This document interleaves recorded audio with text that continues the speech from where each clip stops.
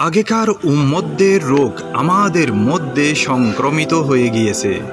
অবাক করা বিষয়, কি রোগ প্রায় সবার মধ্যে সংক্রমিত হয়ে গিয়েছে?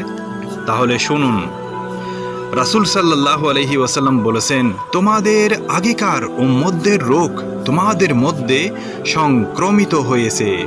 তা হলো পরস্পর হিংসা, বিদ্বেষ ও ঘৃণা।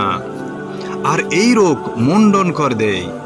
এক সাহাবী বললেন, ইয়া রাসূলুল্লাহ, যে চুল মুন্ডন করে দেয়? রাসূল সাল্লাল্লাহু আলাইহি ওয়াসাল্লাম বলেছেন, না, বরং এটা দিনকে মুন্ডন ও বিনাশ করে দেয়। রাসূল সাল্লাল্লাহু আলাইহি ওয়াসাল্লাম বলেন, সেই মহান সত্তার শপথ যার হাতে আমার জীবন, তোমরা ঈমানদার না হওয়া পর্যন্ত জান্নাতে প্রবেশ করবে না। তোমরা যদি পরস্পরকে না ভালোবাসো তাহলে ঈমানদার হতে পারবে না। আমি কি তোমাদেরকে বলবো না যে পারস্পরিক ভালোবাসা কোন কাজের মধ্যে মজবুত হয়?